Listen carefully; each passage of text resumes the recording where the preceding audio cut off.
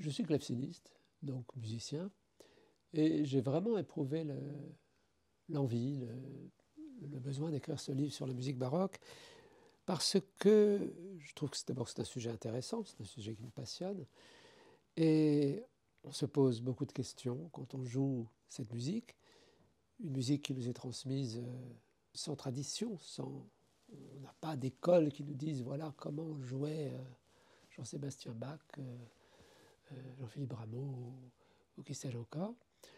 Donc nous nous posons des questions, comprendre les instruments, comprendre comment les jouer, comprendre comment lire les signes d'une partition dont on s'aperçoit que le code peut évoluer, peut changer d'un pays à l'autre, etc.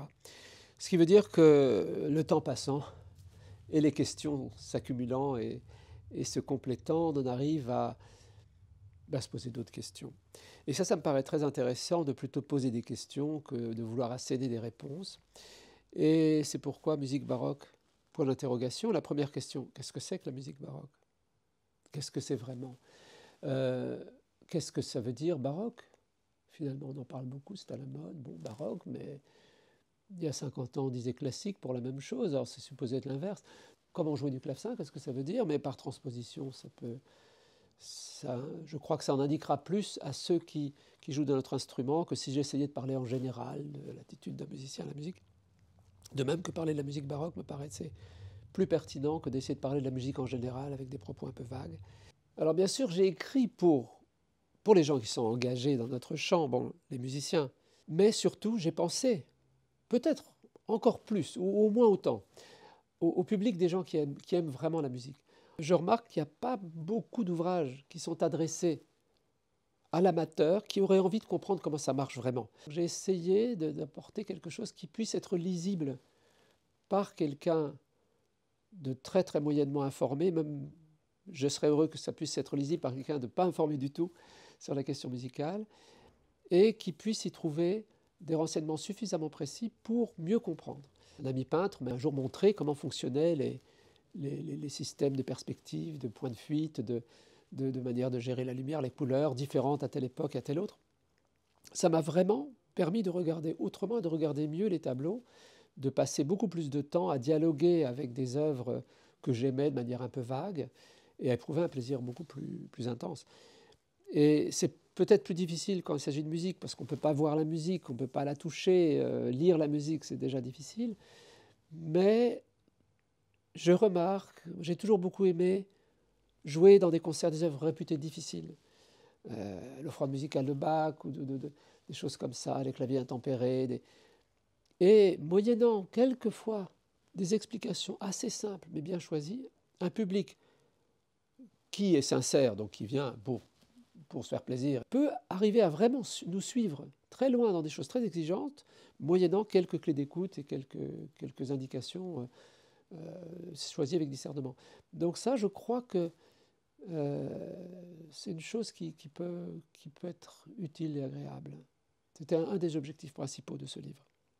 D'autre part, j'entends assez souvent quand même dire que oui, alors c'est plus comme avant. Et c'est vrai qu'aujourd'hui, on apprend dans des écoles la musique baroque, comment faire, il y a un peu des recettes pour que ça marche bien, et d'ailleurs ça marche bien. Mais je crois, depuis longtemps d'ailleurs, que la génération avant la mienne a apporté énormément de choses. Aujourd'hui, il y a des grands musiciens célèbres qui ont ouvert des grandes portes, des vrais fondateurs qui ont fait des propositions artistiques extrêmement fortes. Tous ces gens-là sont partis de convictions qu'ils ont développées en faisant des recherches, etc. Mais alors, donc maintenant, dans des écoles, on apprend à faire comme eux pour arriver à jouer aussi bien qu'eux.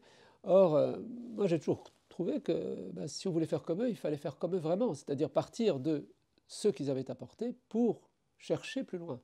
Ce qui ne voulait pas forcément, d'ailleurs, détruire ce qu'ils avaient apporté, mais simplement le prendre comme point de départ, et non pas comme point d'arrivée absolue. Parce qu'il y a un petit peu cette idée que la musique baroque, c'est une attitude à la musique, c'est une manière de ne pas être trop conventionnel, d'aller chercher de l'originalité, du sens, de la couleur, des instruments, toutes sortes de choses de cet ordre. Par conséquent, est-ce que cette créativité est en train de s'éteindre? Est-ce que c'est juste une impression que des gens un peu vieux commencent à avoir parce que c'est plus comme quand ils étaient jeunes?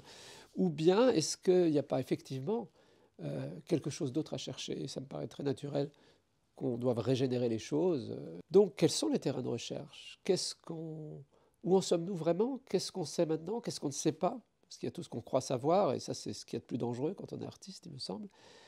Et quels pourraient être les terrains de recherche, les terrains d'exploration, les terrains de créativité?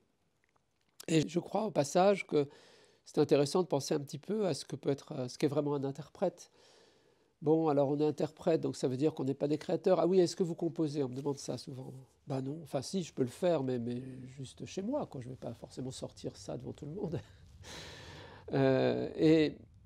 Mais le rôle de l'interprète est intéressant, parce que si l'interprète investit vraiment son rôle, où se trouve une forte part de créativité, c'est-à-dire que la trace écrite d'une musique qui n'est pas encore une musique a vocation à exister, à devenir du son, à devenir de la musique, mais ça, ce sera toujours refait. Par conséquent, il faut réimproviser, refaire naître cette musique au moment où nous la faisons vivre, c'est-à-dire que ce sera différent chaque jour, parce qu'on n'est pas les mêmes, parce que le public n'est pas le même, parce que tout change à chaque instant.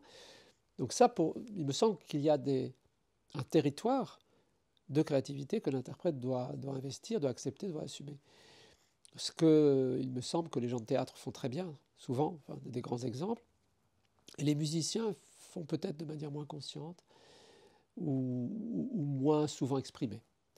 Donc ça, c'était peut-être pour moi le sujet le plus important de ce livre. Donc une réflexion un petit peu générale sur ce qui se passe si on joue de la musique baroque, donc ancienne.